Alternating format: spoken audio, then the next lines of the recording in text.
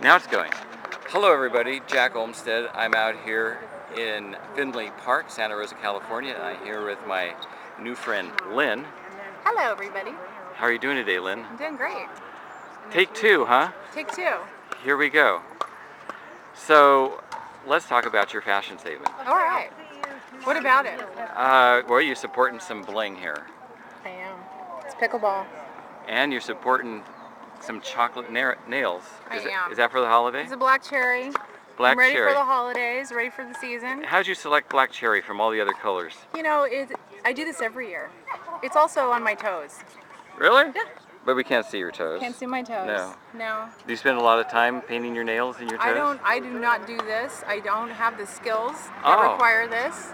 So why don't you give us a plug? Where do you go get your nails done? it's Aqua Nail Spa in Yeah. Santa Rosa.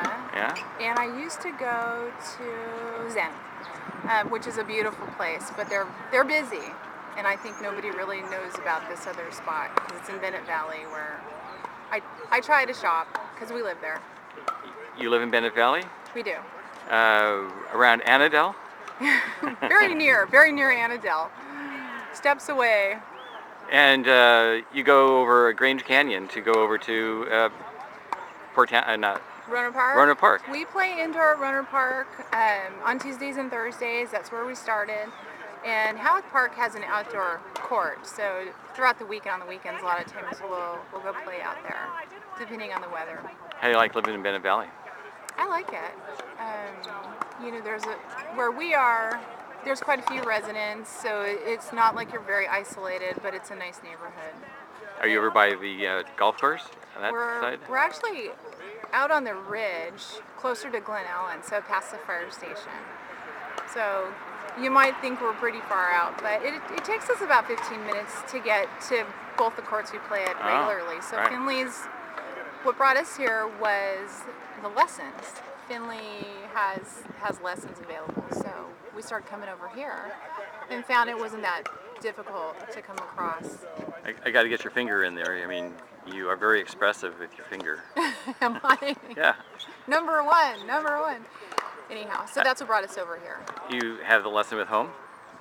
Yes, we so far had 2 lessons, and so we're working on a few different things. I think we've been playing for about 10, 11 months now, and without any instruction beyond instruction provided by the kind folks at most locations. And so we thought we'd pay somebody to give us some real lessons. We also YouTube a lot of the videos that we see.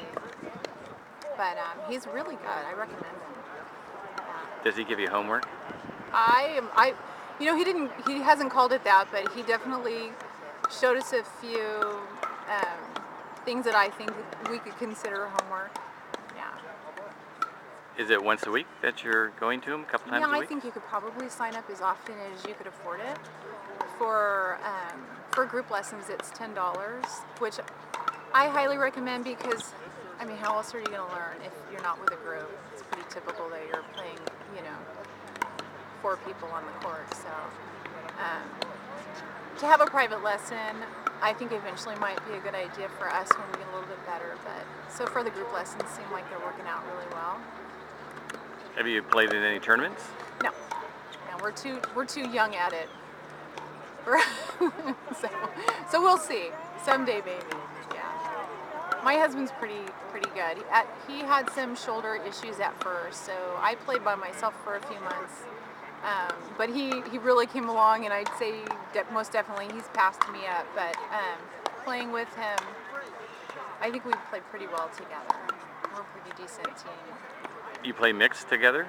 We do. Are you a married couple that can work together on the court? You don't yell at each other? Apparently we can. We avoided each other for a long time, and but when we do find ourselves playing together, we play together really well because I think we read each other well, and that's important. And so we're not the Bickersons, which is nice. The Bickersons? Yeah, we're not the Bickersons. No. But yeah, I could see where that could cause problems for sure. But he's a pretty nice guy, and he really doesn't try to tell me how to play, and I think that's the key right there. Do you get mad at him if he takes your balls? No.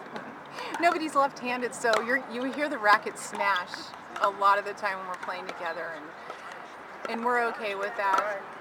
So far we haven't hurt each other. We've heard of others, others maybe getting whacked pretty hard, but so far that hasn't happened with us, and we haven't gotten any, major fights on the court, or even on the way home. Or on the way home. Do you stack? No, but that is something that eventually we'll want to do, because I do get the purpose of it.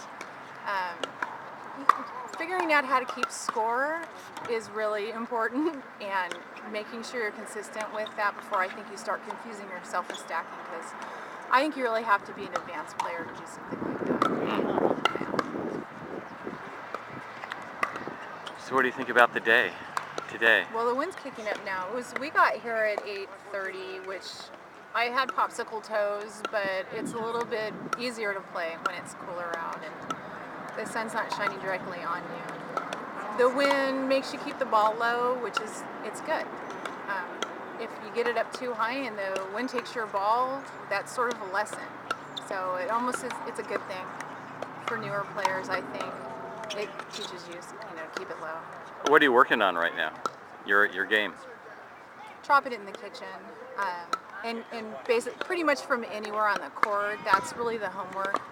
The feedback from home is, regardless of where you are, your goal should be to get it in the kitchen. And so that's what we're working on. That and keeping the paddle at a 90-degree angle to make sure that happens. Keeping the paddle in front of you. There's a lot of things. But you're going to have to get your own lessons from home to find out. Oh yeah? We can't pick your brain? You could try. There's not much there. What kind of YouTube videos have improved your game, or that you recommend? Well, watching the 5.0 players is always a good thing because they really have their game dialed in. But there are some others that just give lessons online. Third Drop with Mark Renison is a good one, I think. You want to give out a shout out to Mark Renison? Hi Mark, it's Lynn from Santa Rosa. Send me a free t-shirt, I'll wear it. There were some videos, and I can't recall his name, and he does do the tours in Costa Rica. Scott Moore? It's not Scott Moore. I can't think of his name. His son? No. Daniel Moore? I think you have to pay to get on his site, his videos, to really, gain any kind of education. So I've sort of... Pickleball Guru? It is the Pickleball Guru. It is? Yeah. Oh. So I was like, I think between everybody that we've played with and the local instruction that we get here, and then Mark Renison, it's a freebie. I think that's it's a good resource. So yeah, I think for now that's what I'll do. I know the Pickleball Guru does the tours in Costa Rica where we have property, and we've thought about doing that too. So we might do that someday.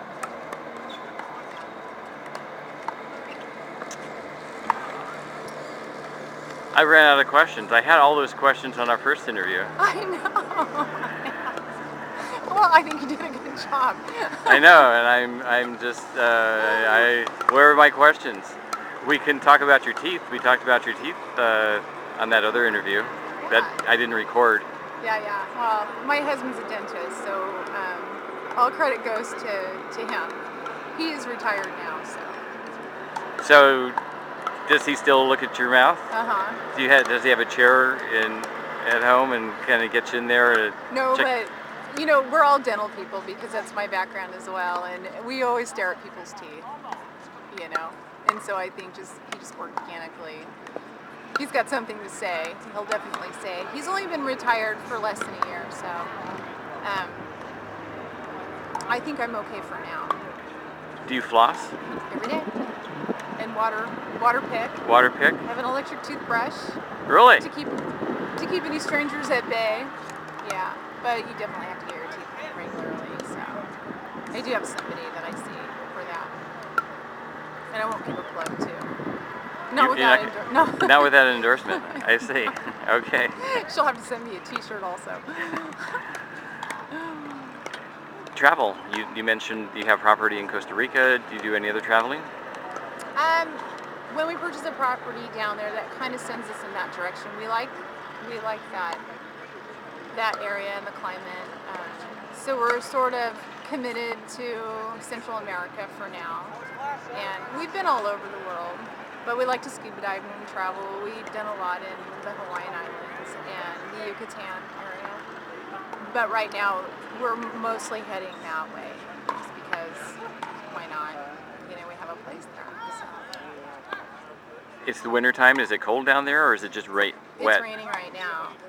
The area that we live in is considered a drier part of Costa Rica, but it's still raining, so the visibility is not good with the diving, and you're kind of trapped inside.